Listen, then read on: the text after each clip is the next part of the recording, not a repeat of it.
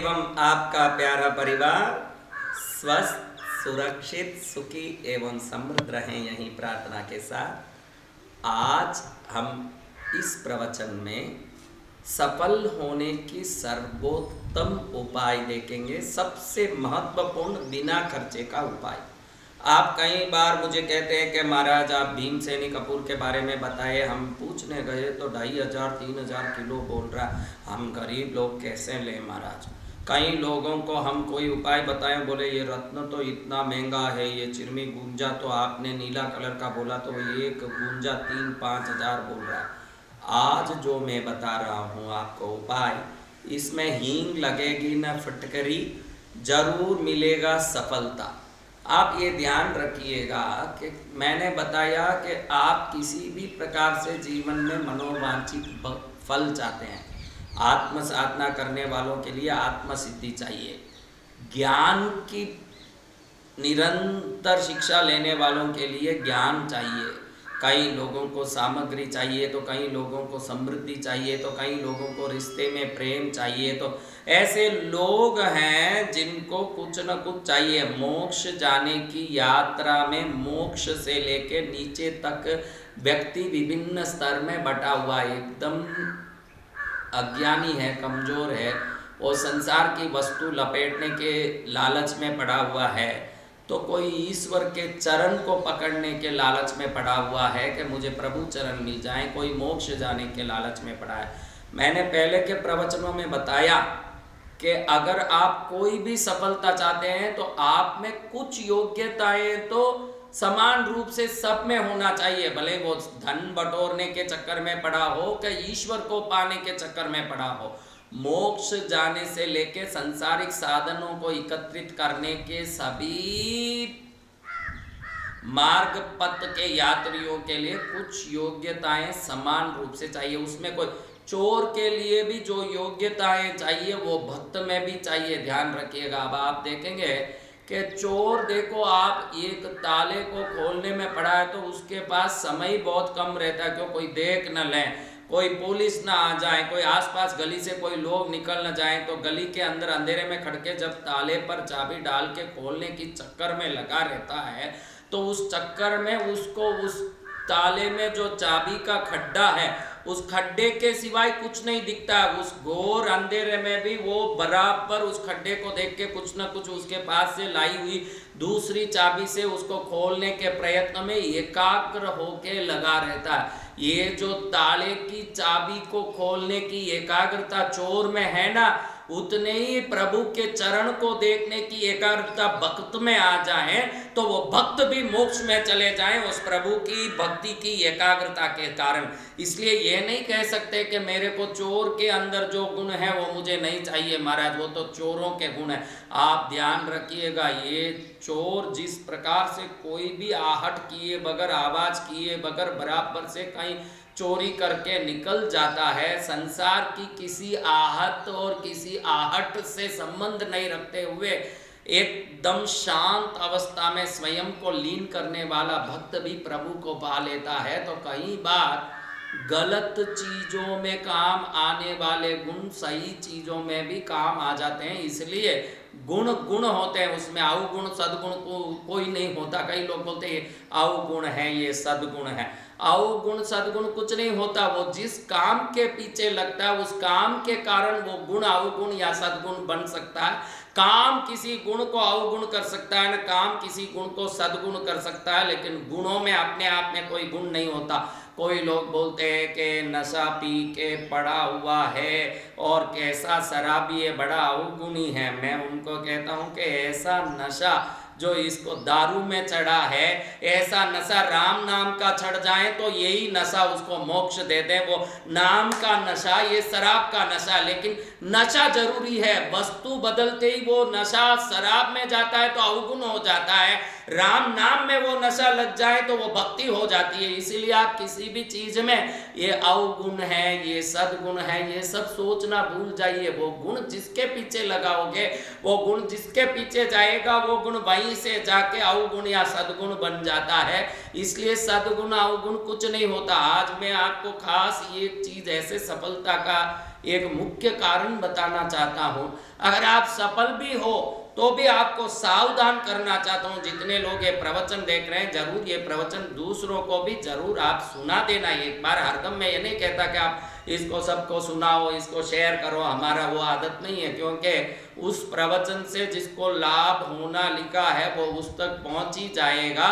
और सिर्फ प्यासा ही पानी को नहीं ढूंढता है, पानी भी प्यासा को ढूंढता रहता है कि सही प्यासा मिले तो उसके गले में मैं पहुंच जाऊं। इसलिए सही हिसाब से प्यासा रहेगा, पानी उसको ढूंढ के आएगा। तो संतों की वाणी भी, जो सही लोग जिसको पाने के लायक होंगे उन तक वो अपने आप पहुंचेगा। शेयर लाइक करने की जरूरत नहीं। लेकिन आज के तारीख में जो विडंबना खड़ी हुई है, वो विडंबना करने वालों को ही स्वयं दुख दे रही है, उनको समझ नहीं। इसलिए मैंने कहा कि ये प्रवचन जरूर आप दूसरों को सुनाना। वो क्या विडंबना महाराज? इसमें विडंबना भी है, इससे सुधर जाओ तो सफलता भी है। दोनों बात इसमें निर्धारित है। सफलता कैसे महाराज? सफलता इसलिए कि इससे ज्योतिष शास्त्र ने भी सफलता बताया है, इससे धर्म शास्त्र ने भी सफलता बताया है, इसमें वैज्ञानिकों ने भी सफलता बताया, इसमें ज्ञानियों ने भी सफलता बताया। वो क्या? आपके घर में रहने वाले बड़ों का आप कितना आदर करते हैं, ये आज की सफलता और भविष्य के सुख में बहुत बड़ा स्थान रखता है। ये इसलिए कहता हूँ कि जो आज सोचते हैं कि मेरे माँ बाप कहीं हैं, मैं आराम से हूँ, इसमें क्या है, मुझे पढ़ाई हो गई कि नौकरी मिल गई, अब मैं बेंगलोर में किसी कॉरपोरेट कंपनी में काम करता हूँ, मेरे माँ बाप मध्य प्रदेश के देवास में या दिल्ली के पास कहीं एक छोटे गांव में हरियाणा में रहते हैं, तो क्या है, हम हमारे आनंद में हैं। ध्यान रखिएगा, शास्त्रों में माता का स्थान को चंद्र के स्थान से जोड़ा है और चंद्र मन का कारक है। पहले भी ये मैं बता चुका हूँ, फिर भी इसलिए बता रहा हूँ कि इसका महत्व आपको समझ पड़े। शास्त्रों में सूर्य का प्रथम स्थान को पितृस्थान से जोड़ा हुआ है। पिता सूर्य का स्थान रखता है और सूर्य पिता का कारक है। अब जो पिता को इज्जत नहीं देते, समझते हैं कि खड़ूस बुढ़ा कुछ समझता नहीं है, पुराना आदमी है, परेशान करता रहता है, वो भविष्य में बूढ़े होके जरूर परेशान होंगे, क्योंकि इस प्रकार से पिता का अपमान करने से उनकी कुंडली में सूर्य का स्थान कमजोर पड़ता है। और जब सूर्य कमजोर पड़ेगा तो रोग खड़ा करेगा, अपमान खड़ा करेगा, बिना काम की परेशानी खड़ा करेगा। हमारे धर्मशास्त्रों में माता पिता की सेवा करना चाहिए। सिर्फ वो माता पिता को सेवा मिले इसलिए मात्र नहीं कहा गया है। माता पिता की सेवा से ही आपके जन्म कुंडली में सूर्य चंद्र मजबूत बनेंगे, और सूर्य चंद्र के मजबूती के बगैर मन और शरीर की मजबूती संभव नहीं है, क्योंकि आत्मा को तो आपने देखा ही नहीं है। आप जहां तक कुछ चीज को देखे हैं तो वो है शरीर और मन। आप मन को समझते हैं जो आपको कितना भटकाता है, आप शरीर को देखते हैं जो आप कितने भी अच्छे बादाम के हलवे को डालने के बाद भी बीमारी खड़ा कर देता है, और पाउडर साबुन लगाने के बाद भी कई खुजली खड़ा कर देता है। तो ये दोनों हमारे वश में ही नहीं है। कई लोग सोचते हैं मन को वश में करूं, कई लोग बोलते हैं महाराज ध्यान में बैठता हूं तो मन टिकता ही नहीं है, कई लोग बोलते हैं शरीर का इतना ध्यान रखने के बाद भी घड़ी घड़ी बीमारी आ जाती है महाराज, बुखार आ जाता है, कोई ना कोई सर्दी लग जाती है, परेशानी होती है। अब ये दोनों चीज़ों का व्यक्ति जितना ध्यान रखता है उतना किसी का नहीं रखता। पत्नी बच्चों का बाद में रखता है, खुद के शरीर का पहले रखता है। इतना रखने के बाद भी वो इतनी गोलियां क्यों लेता है, इतने प्रकार के परेशानियों में क्यों आता है, और मन के पीछे पड़े रहने के बाद भी ये मन जो मांगता है वो देता है। मन बोलता चलो पानी पूरी के दुकान में, तुरंत वहां पहुंच जाता है। मन बोलता चलो कश्मीर फाइल्स देखना है तो तुरंत कश्मीर फाइल्स देखने के लिए वहां पहुंच जाता है। मन कहता है कि चलो सर्कस आया है देख के आते हैं, सर्कस सिनेमा हॉल कहीं भी पहुंचता है, ये मन पहुंचाता है हमको। उसके बाद भी हमको तृप्ति क्यों नहीं मिलती? क्योंकि आपने देखा होगा कि समुद्र में अमावस पूर्णिमा को बहुत बड़े उछाल आते हैं। पिछले 4 प्रवचन पहले भी वो बात हमने किया था। वो उछाल चंद्र के किरणों की एकदम अधिक होना या चंद्र का किरण बिल्कुल ना होना, दोनों कारण। अमावस में उछाल इसलिए आता समुद्र के तरंगों में कि उस दिन चंद्र बिल्कुल नहीं है, ना जीरो स्टेट में है। और पूनम को इसलिए आता है कि उस दिन 16 कलाओं से चंद्र बहुत उग्र है, तो उसकी ये जो ग्रेविटी फोर्स है चंद्र के किरणों की, वो ऐसे लहरों पर पड़ के उसको उछाल उछाल के मारती है। ऐसे चंद्र का किरण किसी भी प्रकार से आदमी को दुख दे सकता है, परेशान कर सकता है। डॉक्टर लोग कहते हैं कि अमावस निकल जाएगा तो शायद पेशेंट बच सकता है। अमावस क्यों निकलना महाराज, आप तो डॉक्टर हो, आप तो मेडिकल साइंस पढ़े हुए हो, आपको अमावस से क्या लेना देना। शरीर पर, मन पर चंद्र किरणों से होने वाले असर को डॉक्टर भी मानते हैं कि चंद्र किरण नहीं होगा तो शरीर पर से ग्रेविटी फोर्स का असर कम पड़ जाएगा, तो अंदर से आत्मा निकल के बाहर जा सकता है।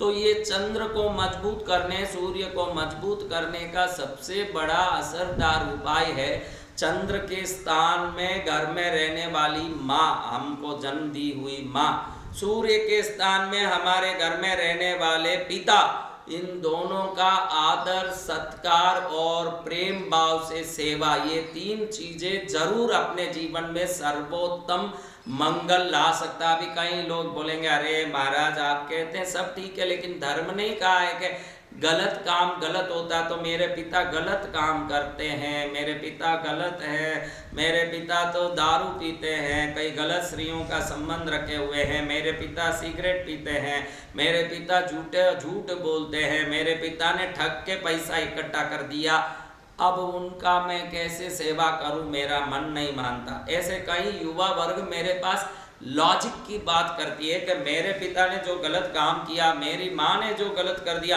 अब हमको उनको देखते ही घृणा होता है, नफरत होता है, अब उनसे हम बात नहीं कर सकते।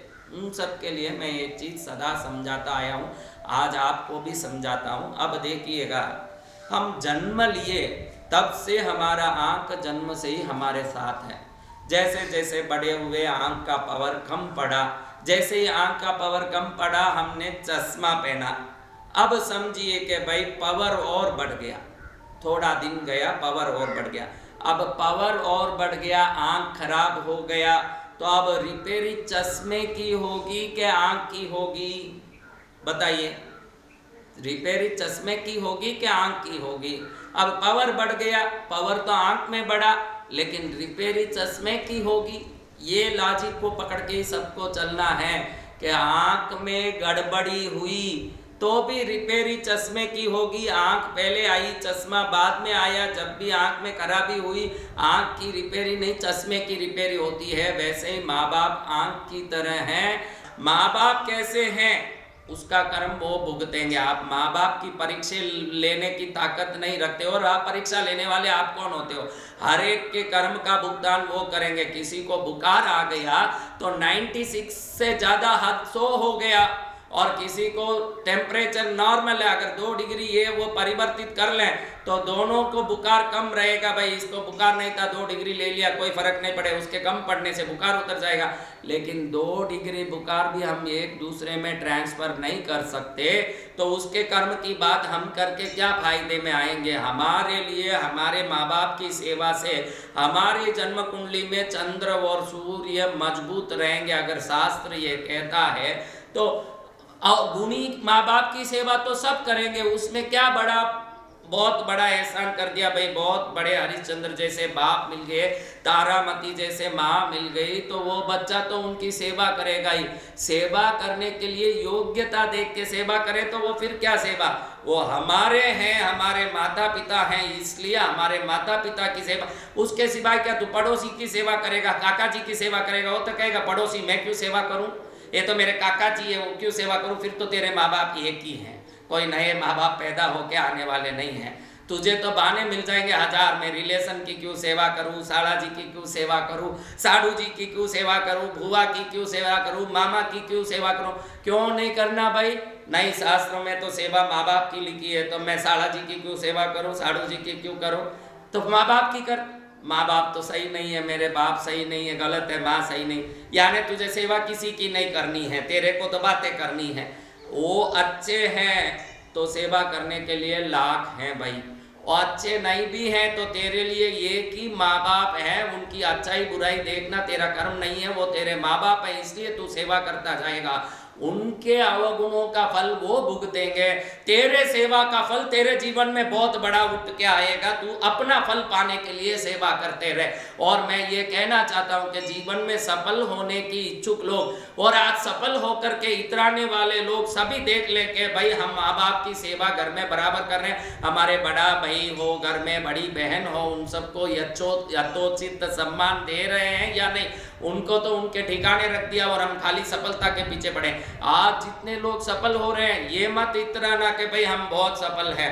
अगर आपके मन में अपने ही जन्मदाता माता पिता के प्रति श्रद्धा भक्ति और प्रेम नहीं होगा तो ये सफलता तो आप वस्तुओं के तौल से कर रहे हो कि भाई मेरे पास गाड़ी आ गया, बंगला आ गया, मैं सफल हूं। तो आप ध्यान रखिएगा, एक राज्य के मुख्यमंत्री बनने को भी आप सफलता मानते हैं तो वो सफलता अंत समय तक रहता है कि अंत में अनाथ भर के नलियों के साथ हमको मार देता है, ये कह नहीं सकते।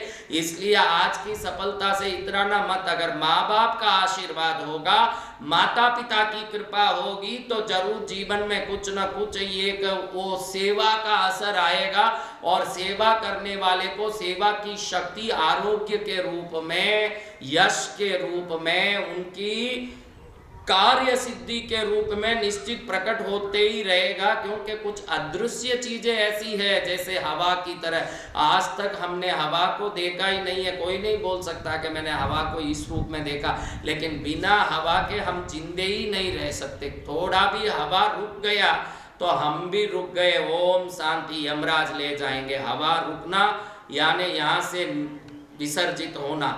इसलिए नई दिखने वाली हवा में जितनी ताकत है वैसे ही नई दिखने वाली कई इस दुनिया में चीजें हैं जो काम करती है। सेवा वैसी ही है जिसका असर किसी को दिखता नहीं। आज की नई पीढ़ी कहती है ये सेवा में क्या पड़ा, ये दान में क्या पड़ा, करके देखो तो मालूम पड़ेगा। कई बार भोजन में हम लोग विदेश में यात्रा करते हैं, संत लोग तो कोई नई चीज लाके लोग देते हैं, हम कहते हैं भाई हम सब संत ये नहीं खाते हैं, तो वो लोग कहते हैं ट्राई करो महाराज, एक बार ट्राई करो, इसको ट्राई करो।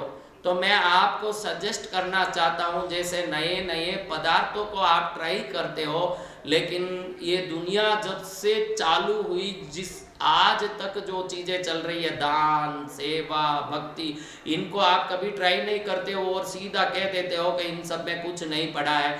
आपको पिज़्ज़ा ट्राई करने का इंटरेस्ट आ गया, पास्ता ट्राई करने का इंटरेस्ट आ गया, कोई भी नई रेसिपी ट्राई करने का इंटरेस्ट आ गया, तो दुनिया जब से चालू हुई तब से ओल्ड रेसिपी है ये दान सेवा भक्ति पूजा।